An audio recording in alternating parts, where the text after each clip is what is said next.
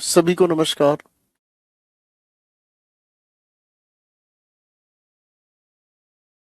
सभी को नमस्कार। आप सभी को दिल से नमस्कार। गुड इवनिंग मेरे भाइयों।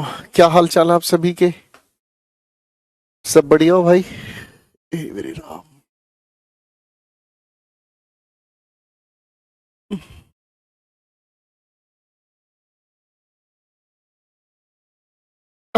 तबीयत बस ठीक ठाक ही है जैसी है। आप सभी कैसे हैं? पढ़ाई कैसी चल रही है आप सभी की?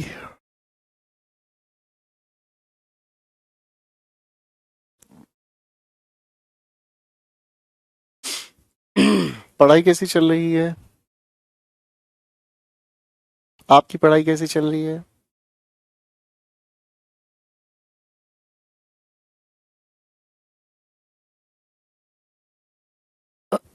पढ़ाई ठीक चल रही है? पढ़ाई कर रहे हो ठीक से?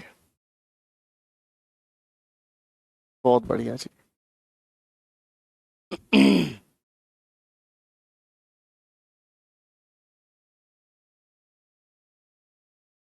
चलिए, तो पिछली क्लास में हम लोगों ने एडवर्ब की शुरुआत की थी और एडवर्ब से रिलेटेड कुछ बातें हम लोगों ने पढ़नी शुरू की थी। एडवर्ब से रिलेटेड कुछ बातें हमने शुरू की थी। हम्म?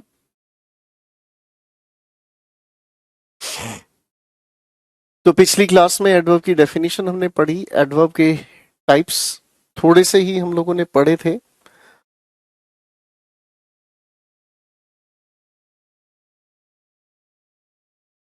पिछली क्लास में हम लोगों ने जो पढ़ने का काम किया वो बातचीत क्या थी, एक बार थोड़ा सा रिवाइज कर लेते हैं।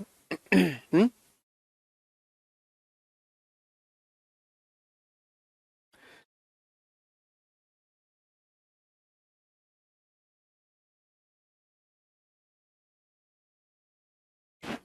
पिछली क्लास में दोस्तों हम लोगों ने एडवर्ब के बारे में पढ़ना शुरू किया था और एडवर्ब क्या है डेफिनेशन पढ़ी हम लोगों ने। A word which qualifies a verb, an adjective, another adverb और अ कंप्लीट सेंटेंस। और इसी एडवर्ब की सारी इस कहानी को हमने कुछ सेंटेंसेस में समझने का काम किया। हम्म? इसे हमने समझने का काम किया कुछ सेंटेंसेस में। ठीक है, पहली बात तो ये हमारे सामने आई, हर एक शब्द के अलग अलग फंक्शंस हमारे सामने आए।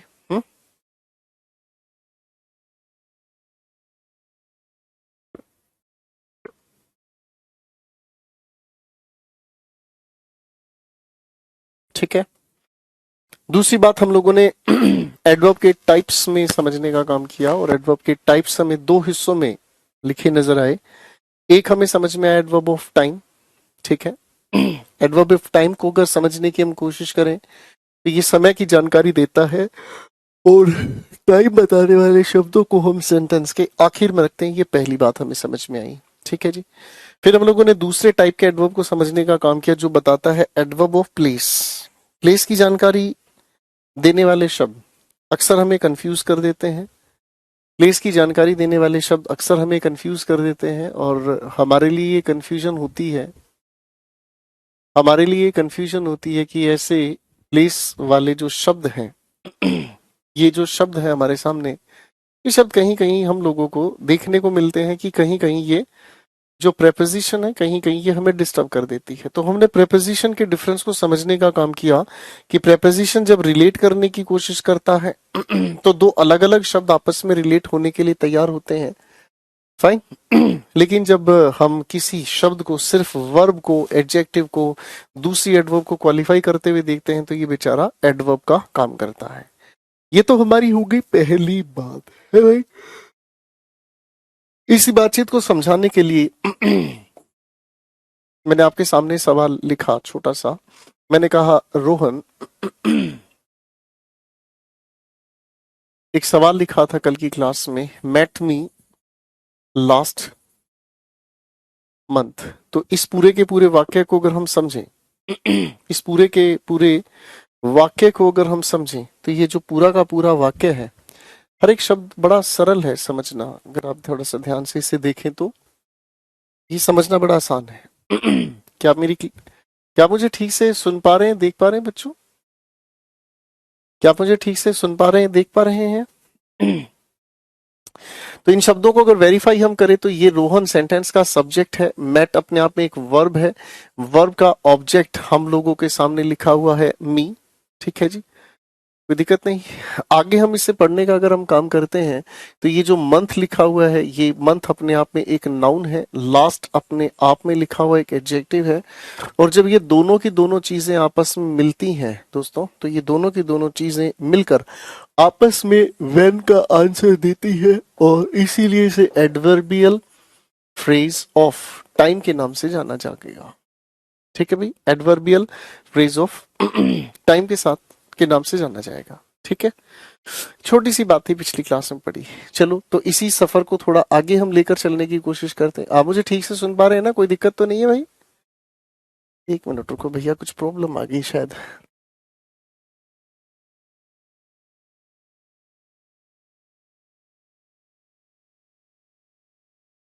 अच्छा अच्छा, चलो ठीक चल रही है, कोई दिक्कत नहीं।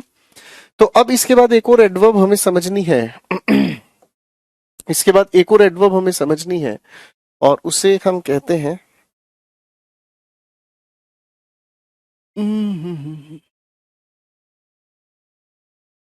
इसे हम कहते हैं एडवर्ब ऑफ मैनर। भाई इसे ध्यान से समझना। इसे हम कहते हैं एडवर्ब ऑफ मैनर। जब एडवर्ब ऑफ मैनर की हम बात करते हैं तो मैनर का मतलब होता है कोई सा काम आप कैसे करते हैं, कोई भी काम आप कैसे करते हैं। तो काम को करने के लिए आपने सवाल पूछा हाउ के साथ, है ना भाई? अब काम को करने वाले कई सारे शब्द जवाब दे सकते हैं, फास्ट हुआ, वेल हुआ, स्लोली हुआ, क्विकली हुआ, एटसेट्रा। ये सब के सब आपके लिखे हुए सेंटेंस के अंदर किसी भी काम की मैनर बताने का काम करते हैं। ठीक है, तो एक काम करते हैं एक काम करते हैं, इस बात को समझने के लिए मैं आपके सामने कुछ एक सेंटेंसेस लिखूंगा, कुछ एक वाक्य लिखूंगा। आप उन लिखे हुए वाक्यों को थोड़ा सा ध्यान से देखने की कोशिश कीजिएगा।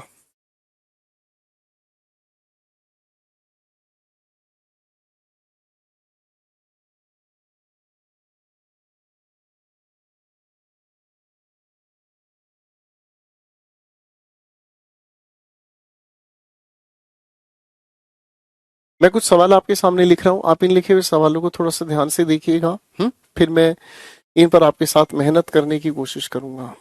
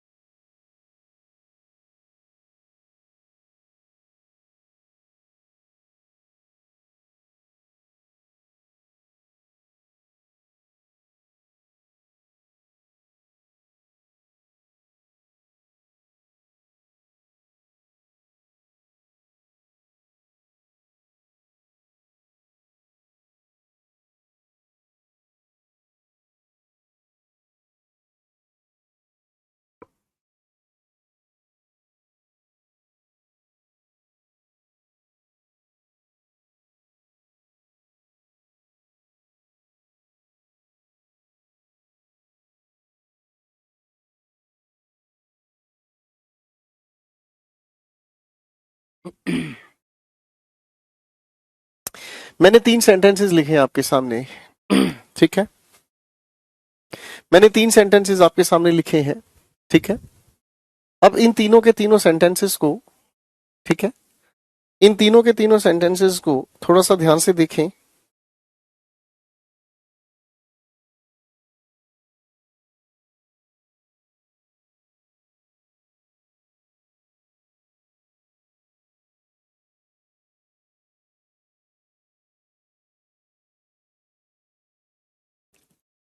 आपके हिसाब से इन 3 सेंटेंसेस में कोई परेशानी ठीक हो सकती है तो बताएं।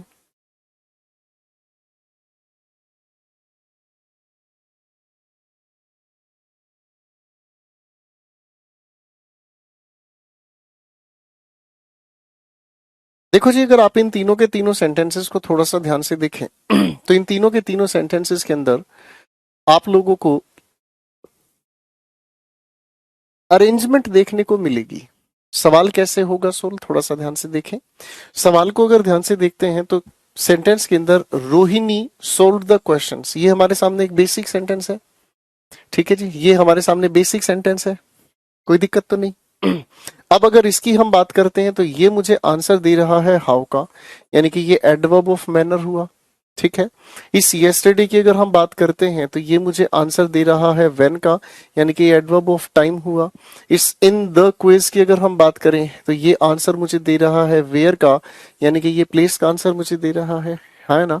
यानी कि हमारे सामने क्या हुआ, ये हमारे सामने लिखे हुए सारे के सारे सेंटेंसेस के अंदर है जी, ये सारे के सारे सेंटेंस के अंदर शब्दों की अरेंजमेंट हमें दी गई है ना। तो आपके हिसाब से इनकी अरेंजमेंट क्या हो, जरा आप मेहनत करके बताएं प्लीज।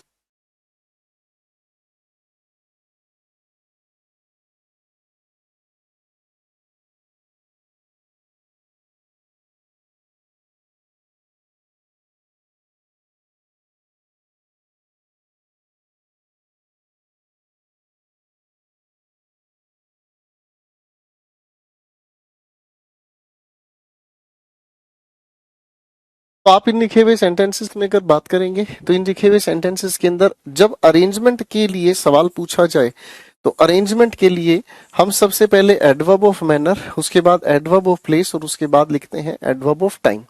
इन अरेंजमेंट को थोड़ा सा ध्यान रखा जाए, एडवर्ब ऑफ मैनर, उसके बाद एडवर्ब ऑफ प्लेस और उसके बाद एडवर्ब ऑफ टाइम। तो एमपीटी की अरेंजमेंट के हिसाब से आप इन क्वेश्चंस को लिख सकते हैं। ठीक है, तो सवाल की बात अगर हम करें तो Jyoti sorry Rohini sold the question paper, सबसे पहले आना चाहिए क्या चीज, क्विकली। उसके बाद प्लेस का जिक्र हम करेंगे, ये हुआ, और उसके बाद हमने लिखा टाइम का जिक्र। करेक्ट हो गया। तो अब क्वेश्चन नंबर 2 की आंसर की बात करो भाई फटाफट से। क्वेश्चन नंबर 2 की बात करो जरा फटाफट से।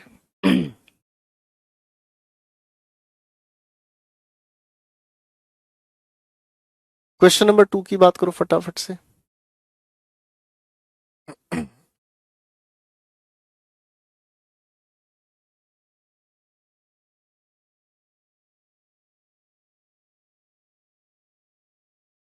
तो क्वेश्चन नंबर 2 के अंदर भी आपको अरेंजमेंट का ध्यान रखना है। लिखा हुआ है क्या, he will slowly speak the truth tomorrow there. अब इस सवाल को अगर देखें, he will speak the truth, ये आपका बेसिक सेंटेंस है, हाँ है ना। ये आपको बता रहा है मैनर के बारे में। टुमारो की बात करें तो ये बता रहा है टाइम के बारे में। देयर की बात करें तो ये बता रहा है प्लेस के बारे में। तो अब इनकी अरेंजमेंट पर हमें काम करना होगा। अरेंजमेंट में सबसे पहले आप मैनर को लिखेंगे, उसके बाद आप देयर को लिखेंगे, और उसके बाद आप किसको लिखेंगे, टुमारो को लिखेंगे, है ना। अब आज भाई क्वेश्चन नंबर 3 की बात करते हैं। On my birthday Jyoti will bring cakes. ठीक है ना, ऐसा है नहीं, सिर्फ एग्जाम्पल है। इन डेली हेयर हैप्पीली, सेंटेंस को जरा बनाकर दिखाओ।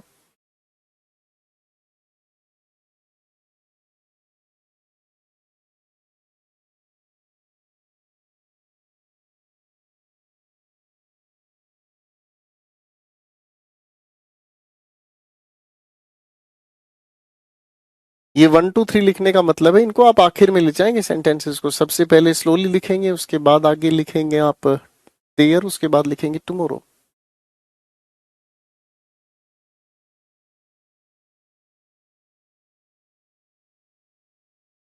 तो इस सेंटेंस में कोई ज्यादा परेशान होने की जरूरत नहीं है। इस सेंटेंस के अरेंजमेंट को ध्यान देखेंगे। ऑन माई बर्थडे, ये हमें टाइम की जानकारी दे रहा है।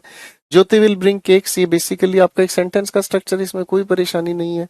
इधर लिखा हुआ है इन दिल्ली, ये हमें प्लेस की जानकारी दे रहा है। वेयर, प्लेस की जानकारी दे रहा है। हैप्पीली, मैनर की जानकारी दे रहा है ना? ठीक है जी। फाइन।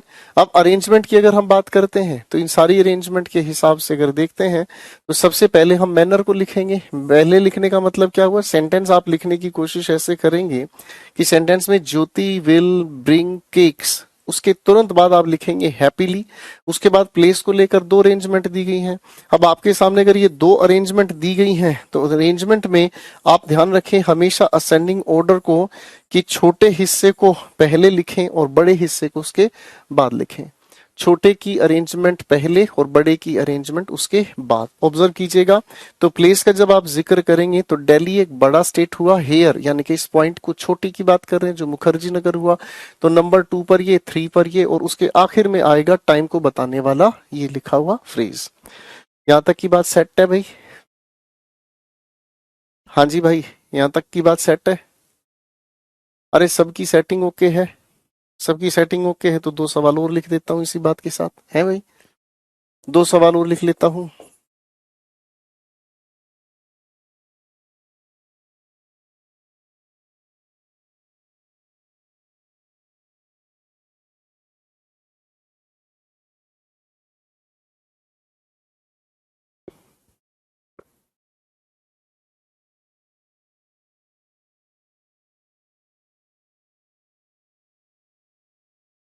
कुछ सवाल ले रहा हूँ भाई, फटाफट से उड़ा दो।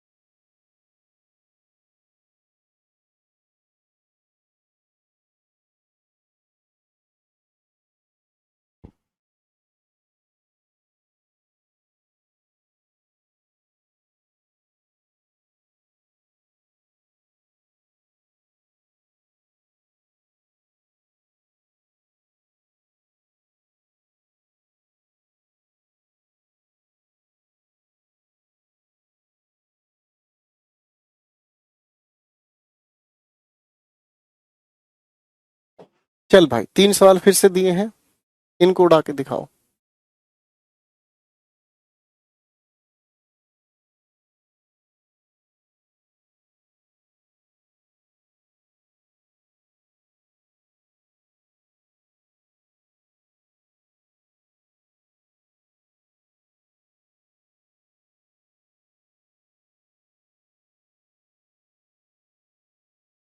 बनाओ भाई बनाओ, दिमाग लगाओ।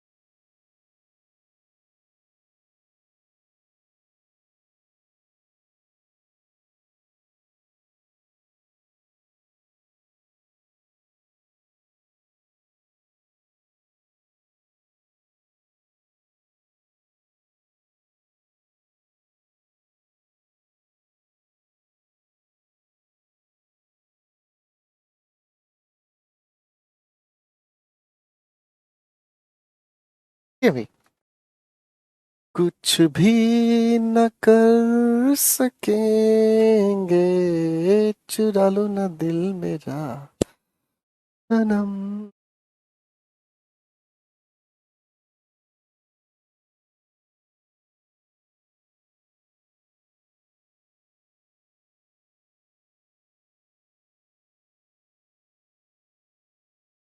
बना लिया भाई।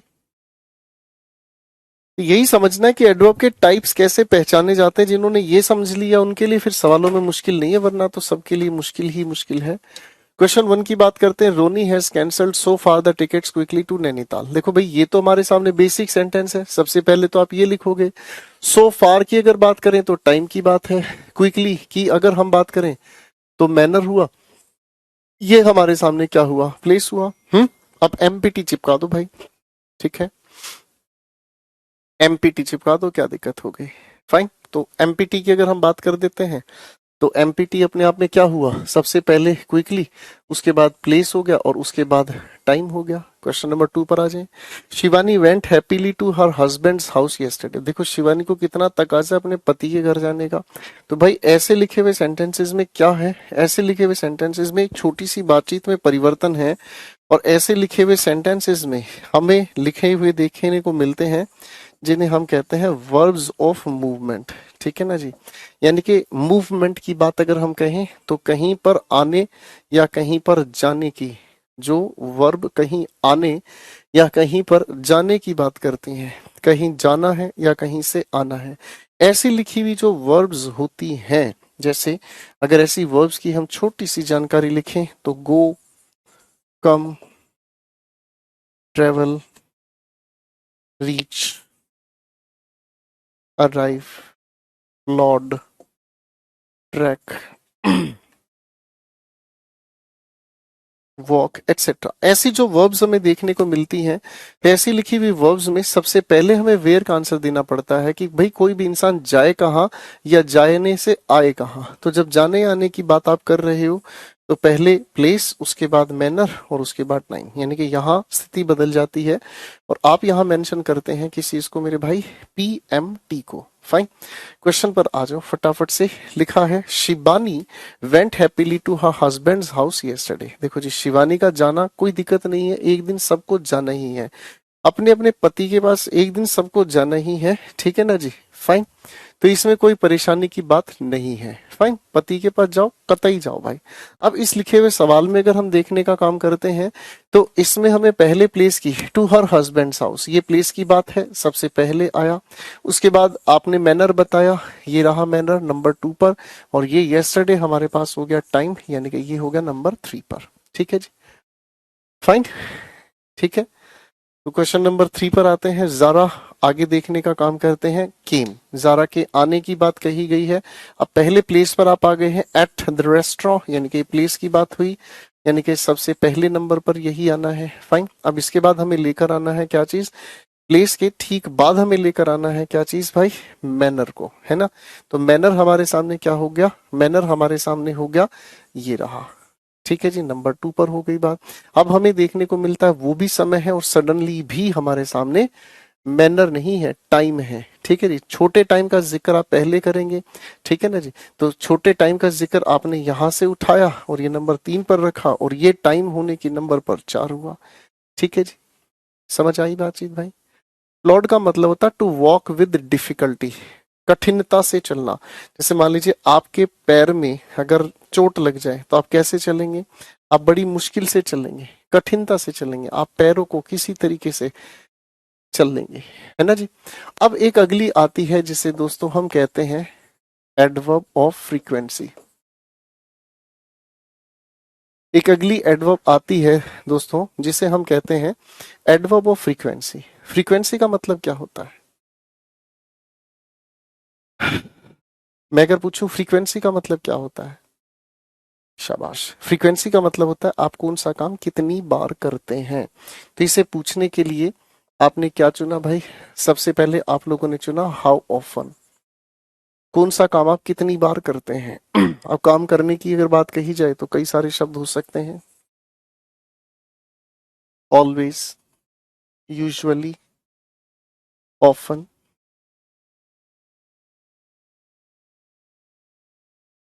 Frequently, repeatedly. कुछ नेगेटिव्स भी हो सकते हैं शब्द, जैसे नेवर, सेल्डम, रेयरली, एटसेट्रा। ठीक है, चलो इनसे रिलेटेड दो छोटे छोटे सवाल लिख रहा हूं। ठीक है जी, छोटे छोटे दो सवाल लिख रहा हूं, उसके बाद आप बताने की कोशिश कीजिएगा इनमें क्या करेक्शन हो सकती है।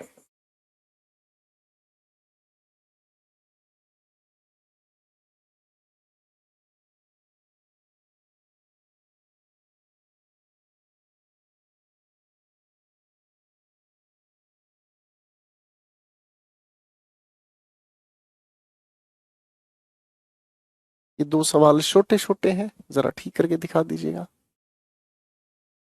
बिल्कुल पंकज। मार डाला, अल्लाह मार डाला, हम पे ये किसने हरा रंग डाला, हमेशा इसी को याद रख डाला। जो फ्रीक्वेंसी बताने वाले शब्द होते हैं, फ्रीक्वेंसी बताने वाले शब्द हम वर्ब से ठीक पहले रखने का काम करते हैं, यानी कि मेन वर्ब से ठीक पहले रखने का काम करते हैं। ठीक है जी, तो इसे उठाकर हम कहाँ रखने की कोशिश करेंगे, पेड से पहले। She comes late usually, frequency को बताने वाले शब्द हम वर्ब से ठीक पहले रखने का काम करेंगे। ठीक है जी, एक अगली एडवर्ब को लेकर चलते हैं, that is called adverb of degree. Degree को अगर हम कहें तो एक्सटेंट भी हो सकता है, या फिर अगर हम कहें तो क्वांटिटी, यानी कि जब आप किसी के सामने कोई मात्रा बताते हैं। ठीक है जी, ठीक है जी, नहीं, तो आप जब किसी इंसान के सामने मात्रा बताते हैं, जैसे आप अगर मतलब कभी किसी को कहते हैं हाँ भाई आप मुझे कितना प्यार करते हो, आपने कभी किसी से पूछा हाँ जी आप मुझे कितना प्यार करते हो, तो सामने वाला आपको जवाब देता है ना जी, और वो जवाब पता है किस बात का देता है, वो आपको जवाब देता है हाउ मच। ठीक है जी, तो हाउ मच का आंसर कितना दे सकते हैं आप, बहुत सारे आंसर दे सकते हैं आप। कभी कभी आंसर देते हैं वेरी के साथ, कभी मच के साथ, कभी इनफ के साथ। ऐसे शब्दों का परिचय हम अलग से लेकर चलेंगे। ठीक है ना जी, जैसे अगर मैं कहने की कोशिश करूं he is very loyal to his boyfriend, लिख दूं, ही के हिसाब से बॉयफ्रेंड लिख दूं, है ना जी, तो ये हो गया जी, गर्लफ्रेंड नहीं वाइफ लिख देते हैं। ठीक है ना जी, फाइन। ठीक है बेटा, यहाँ तक समझ में आ गई बात। चलो, एडवर्ब ऑफ डिग्री की बात हो गई, अब थोड़ी सी और आगे लेके चलते हैं। एक और एडवर्ब आती है जिसे हम कहते हैं एडवर्ब ऑफ एफर्मेशन। एफर्मेशन का मतलब होता है जब आप किसी भी चीज के लिए हाँ का जवाब देते हैं। ठीक है ना जी, आप जब किसी के लिए हाँ का जवाब देते हैं, आपसे अगर कोई पूछता है कुछ भी, जैसे अगर आपसे कोई पूछे हाँ क्या तुम मुझसे प्यार करती हो, तो सामने वाला पलट कर आपको जवाब देता है यस, यस की जगह या, कभी कभी जवाब देने की कोशिश करता है of course, why not, sure, etcetera. ठीक है ना, ऐसे जवाब सुनने को मिलते हैं, है ना जी, ऐसे ऐसे सवाल के जवाब दिखने सुनने को मिल जाते हैं। ठीक है ना जी, फाइन। तो इसी के जैसा एक और बिरादरी भाई है, उसे हम कहते हैं एडवर्ब्स ऑफ निगेशन।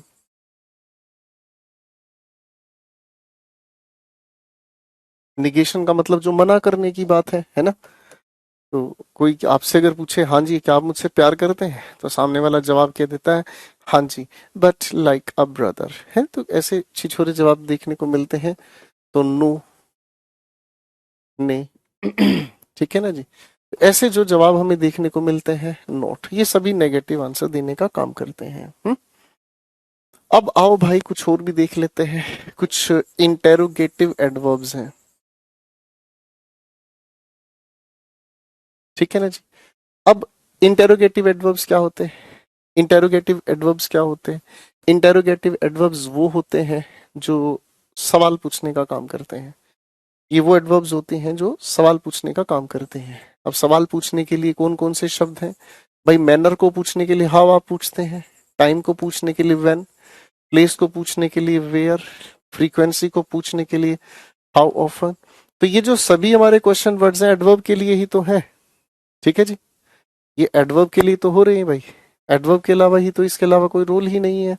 आप जैसे अगर किसी इंसान से ये सवाल पूछते हैं, when will the train leave, तो आप इस सेंटेंस का अगर आंसर लिखते हैं तो आपने आंसर तैयार किया, train will leave tomorrow.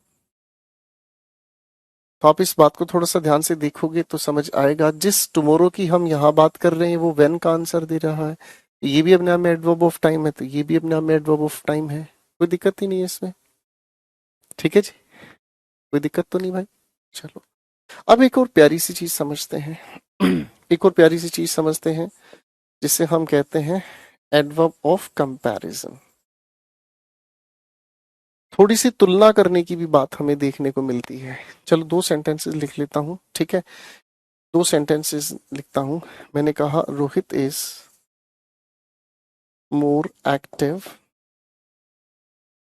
Then Sushma, ठीक है जी। क्या रोहित का कंपैरिजन सुषमा से किया जा सकता है? रोहित का कंपैरिजन सुषमा से हो सकता है भाई? कल की क्लास में, पिछली क्लासेस में पढ़ा था, तो इसे रोहित का कंपैरिजन सुषमा से हो सकता है?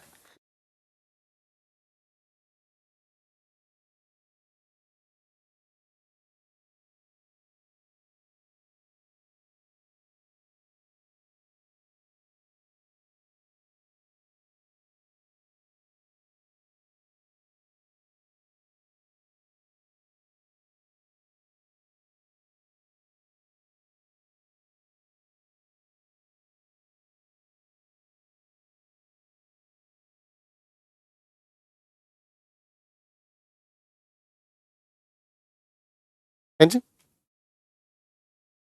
ठीक है जी, वही कोई दिक्कत तो नहीं, तो इसमें कोई दिक्कत नहीं भाई। अब इस सवाल को अगर हम ध्यान से समझते हैं तो इस सवाल के अंदर हुआ क्या, रोहित की क्वालिटी तो क्या है, एक्टिव, यानी कि ये अपने आप में क्या हुआ, एक एडजेक्टिव हुआ। एडजेक्टिव से ठीक पहले ये जो मोर लिखा हुआ है इसके मीनिंग को क्वालिफाई कर रहा है, तो एडवर्ब हुआ। और ये हम जानते हैं कि ये लिखा हुआ कुछ और नहीं है कि अपने आप में कंजंक्शन है, ठीक है, कोई दिक्कत तो नहीं, ठीक है। तो ये शब्द पहचानने पूछे जाते। चलो एक ऐसा ही सवाल और देता हूं आपके सामने। अगर मान लीजिए एक सवाल और आपके सामने लिखता हूं, हरी इज एज स्मार्ट एज नैतिक इज। अब इस लिखे हुए सवाल के हर एक शब्द को पहचानना सीखो भाई। यहाँ हरी हमारे सामने लिखा हुआ नाउन, इस नाउन की क्वालिटी बताई गई है स्मार्ट, यानी कि ये अपने आप में कुछ और नहीं है कि एडजेक्टिव है। अब आप जानते हैं एडजेक्टिव से पहले यूज होकर इसके अर्थ को बताने वाला शब्द एडवर्ब होगा, है ना। थोड़ा आगे इसे पढ़ने का काम करते हैं, ठीक है, थोड़ा सा इसे आगे पढ़ने का अगर हम काम करते हैं तो ये जो लिखा हुआ एज है ये अपने आप में कंजंक्शन है जो दो सेंटेंसेस को आपस में जोड़ने का काम कराता है। फौजी बात समझ में आई? ठीक है, ये छोटी छोटी चीजों को ध्यान से देखकर समझा जाना चाहिए ताकि ये चीजें मजेदार आपको लग सकें, ठीक है भाई। तो ये तो हो गई हमारे सामने लिखे हुए सेंटेंसेस में एडवर्ब के टाइप्स। एडवर्ब के टाइप्स हमें समझ में आए, एडवर्ब्स की अरेंजमेंट हमें समझ में आई, ठीक है जी, फाइन। एडवर्ब्स किस तरीके से सेंटेंसेस के अंदर ठीक ठाक ढंग से लिखे जाने चाहिए। अब आओ भाई असली मुद्दे पर लेके चलते हैं जो आपकी परीक्षा का काफी इंपॉर्टेंट सवाल है दोस्तों, इसे हम कहते हैं करेक्ट यूसेज, ठीक है जी। यहां से आपके पेपर में ज्यादातर सवाल पूछे जाते हैं और असली युद्ध यहीं से शुरू होगा। इसे मेरे भाई करेक्ट यूसेज के नाम से जानना है, ठीक है जी। तो चलिए शुरू करते हैं एक बहुत खूबसूरत शब्द के साथ, है ना भाई। और सबसे पहले एक शब्द के लिए हम लड़ाई माफ करते हैं और सबसे पहले एक शब्द को लेकर हम खेल समझना शुरू करेंगे। ये शब्द है ओनली, ठीक है जी, फाइन, क्लियर है। एक सबसे पहले शब्द की बात हम करते हैं, ठीक है, इसे हम ओनली कहते हैं। मैं आपके सामने तीन सेंटेंसेस लिखूंगा, इन तीनों के तीनों सेंटेंसेस को बहुत ध्यान से देखना, ठीक है जी। और इन तीनों सेंटेंसेस के मीनिंग में क्या फर्क हो सकता है वो आप मुझे बताने की कोशिश कीजिएगा, ठीक है जी।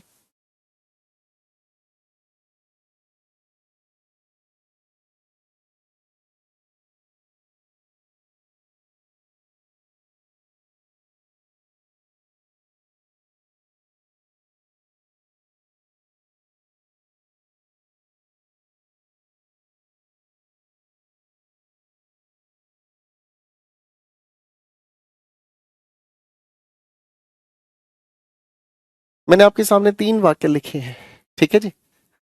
मैंने आपके सामने 3 वाक्य लिखे हैं। इन तीनों के तीनों वाक्यों को बड़े ध्यान से पढ़ो और आपके हिसाब से इन तीनों में कोई फर्क है तो बताएं।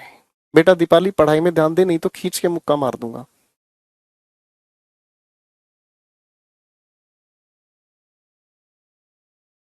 बताओ भाई, फटाफट से 3 सेंटेंसेस लिखे हैं, इन तीनों के अंदर आपके हिसाब से कोई फर्क है तो बताएं।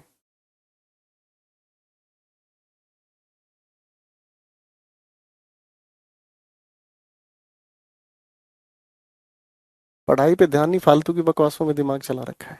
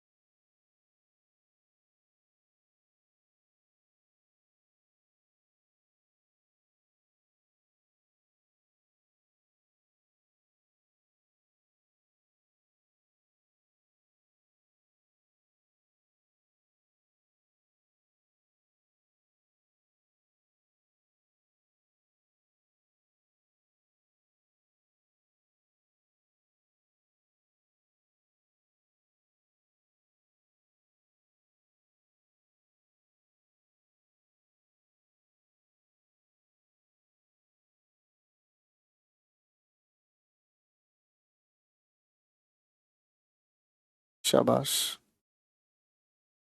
देखो जी, एडवर्ब को समझने का सबसे अच्छा तरीका है एडवर्ब को ठीक ढंग से पढ़ना, ठीक है जी। इसके मीनिंग को समझ लोगे उसके बाद मजा आएगा।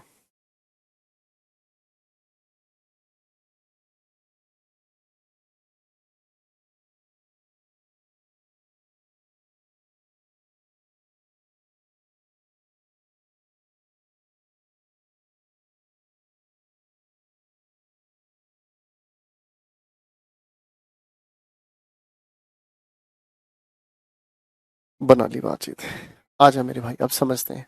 देखो, इन तीनों के तीनों सेंटेंसेस के अंदर अगर हम ध्यान से समझने का काम करें तो इन तीनों के तीनों सेंटेंसेस के अंदर सबसे पहली बात आपने जो ऑब्जर्व की है वो है क्या, ओनली अलग अलग शब्दों के साथ प्रयोग किया गया है ना। ओनली अलग अलग शब्दों के साथ प्रयोग किया गया है, और जब इनको अलग अलग जगह पर हमने यूज किया है तो इनका अलग अलग मीनिंग भी निकलता है ना। कैसे मीनिंग निकलता है ध्यान से समझना। रीना गेव ओनली मनी, यानी कि रीना के पास देने के लिए तो बहुत कुछ था लेकिन उसने सिर्फ पैसा दिया, ठीक है। इसका मतलब हमें समझ में आया, ही गेव नथिंग एल्स, ठीक है जी। इस इंसान ने कुछ और नहीं दिया देने के लिए, ये पैसे के अलावा कपड़े दे सकती थी, देने के लिए बैग दे सकती थी, सोना दे सकती थी, चांदी दे सकती थी, लेकिन उसने सिर्फ पैसा दिया, पहली बात। सेंटेंस 2 के अंदर रीना ओनली गेव मनी, इसका मतलब क्या हुआ, उसने सिर्फ पैसा दिया, उसने ये नहीं पूछा कि इस पैसे की तुम्हें जरूरत है या नहीं। इसका मतलब हमें समझ में आया, डिड नॉट आस्क एनीथिंग, पूछा ही नहीं मुझे पैसे की जरूरत है या नहीं है, ठीक है जी। अगर पैसा चाहिए तो किस लिए चाहिए, नथिंग, सीधा आया पैसा दिया चला दिया। अगले सेंटेंस पर काम करते हैं, ओनली रीना, इसका मतलब समझ में आ रहा है, नोबडी एल्स, कि वहां थे तो बहुत सारे लोग लेकिन किसी ने पैसा नहीं दिया, पैसा देने का काम सिर्फ इस रीना ने किया, ठीक है भाई, फाइन। तो इन सारी बातों से हमें एक चीज समझ में आती है, जब हम किसी भी सेंटेंस के अंदर ओनली का यूज करते हैं तो ये 2 तरीके से फंक्शन करता है, ठीक है। और 2 तरीके से फंक्शन जब करता है तो इसमें क्या समझ में आए, इट क्वालिफाइज, पहली बात तो समझ में आता है ये क्वालिफाई करता है the meaning of the word with which it is used. भाई जिस शब्द के साथ आप इसको यूज करते हैं ये उसी के मीनिंग को क्वालिफाई करता है, बाकी के किसी और शब्द से इससे लेना देना नहीं है, ठीक है जी। दूसरी बात अगर हम समझें तो ये किसी भी लिखे हुए वाक्य में एक ऐसा अर्थ हमें समझाने का काम करता है जो सेंटेंस में लिखा नहीं पर हमें समझ आता है। इसे हम कहते हैं conveys the parallel possible meaning, conveys the parallel possible meaning, यानी कि एक ऐसा मीनिंग हमें समझाने का काम करता है जो वाक्य में लिखा नहीं है पर हमें समझ आता है, ठीक है जी। अब इसी थियरी के बेसिस पर आपसे सवाल पूछे जाने वाले क्या हैं, ठीक है ना जी। मैं एक दो सवाल आपके सामने लिख रहा हूं, ठीक है जी।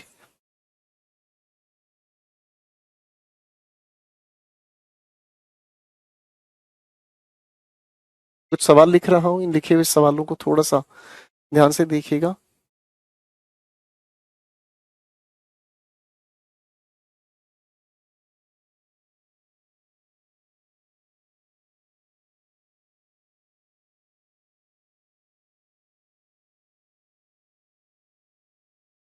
दो सवाल मैंने आपके सामने लिखे हैं, ठीक है।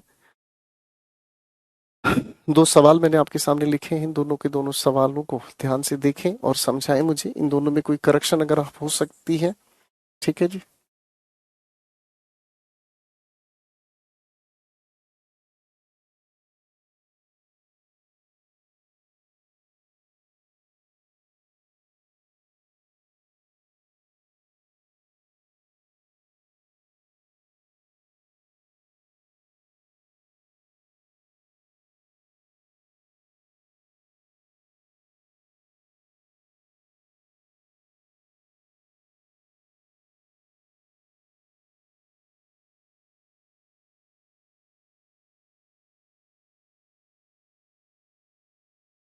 मैंने तीन सवाल लिखे हैं, पहले आप इन लिखे हुए तीन सवालों में कोई भी करेक्शन जो कर सके बताएं प्लीज।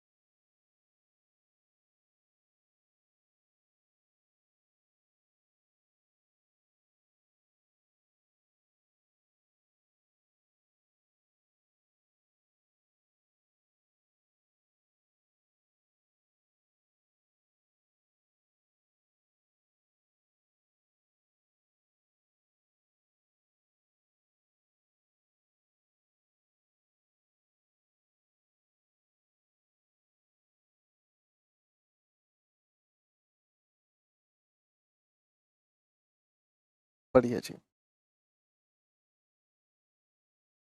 चलिए, तो सवालों को पढ़कर समझने की जरूरत है, ठीक है ना जी।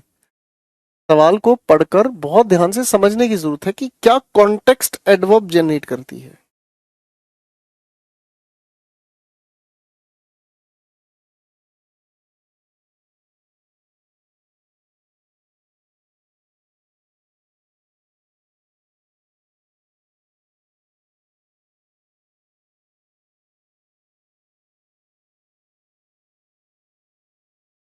बढ़िया जी।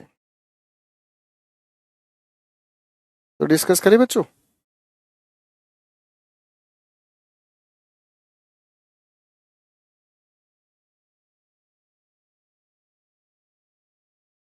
चलिए तो भाई, हो गई मेहनत,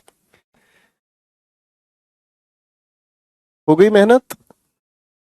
कुछ लोग बना रहे हैं, चलो बना लो, पहले आप लोग अपने आंसर सेटिस्फाई कर लो।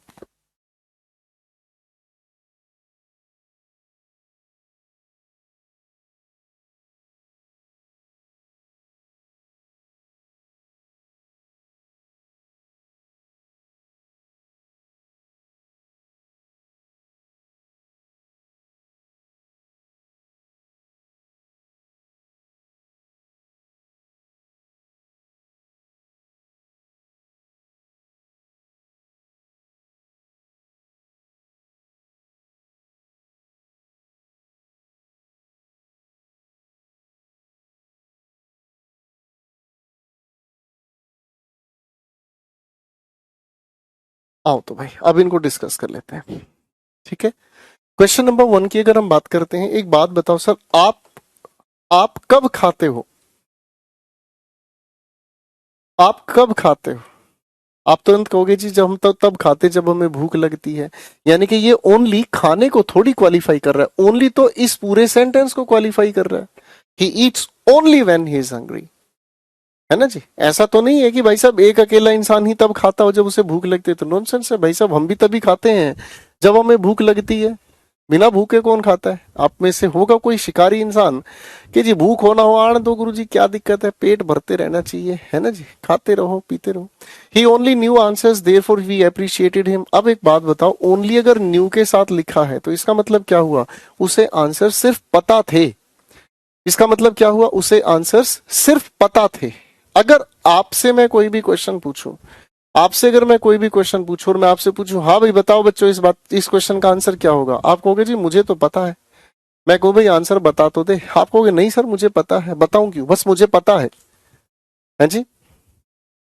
तो इस बात में कोई अप्रिसिएशन थोड़ी, अप्रिसिएशन तो तब पता चलेगी जब आंसर्स की जानकारी किसे होगी? ओनली ही को।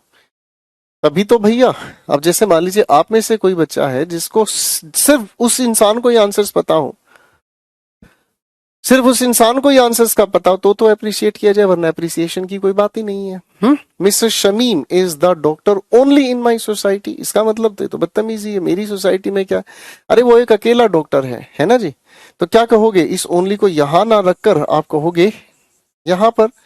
ठीक है जी, आप कहोगे mister Sharma is only the doctor. ठीक है जी।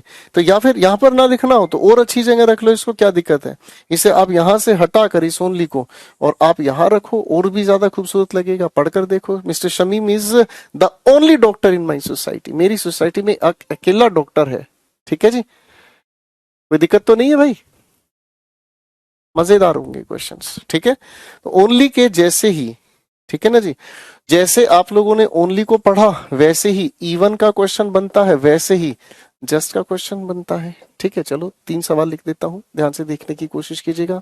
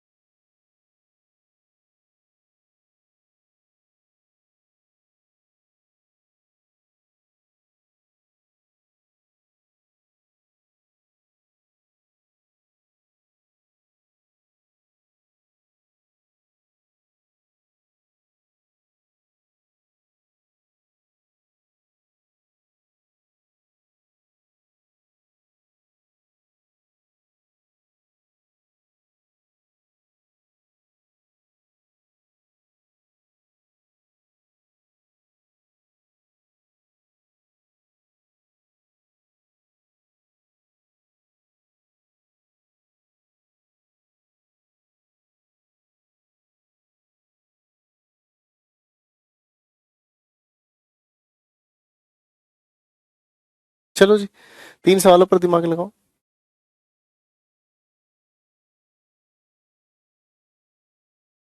भाई ओके, ऐसी हालत है, ढीला ढाला शरीर हुआ है बिल्कुल।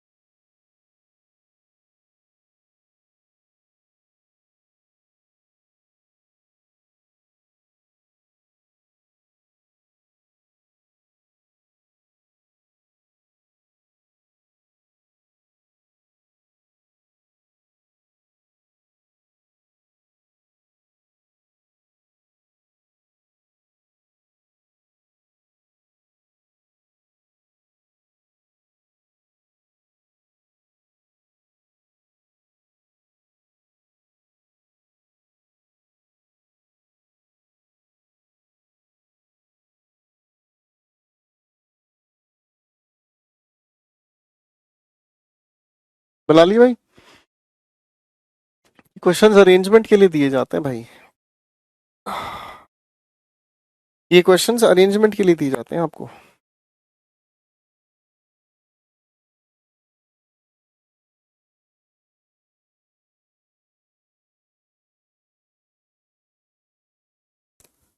ये मेरे राम।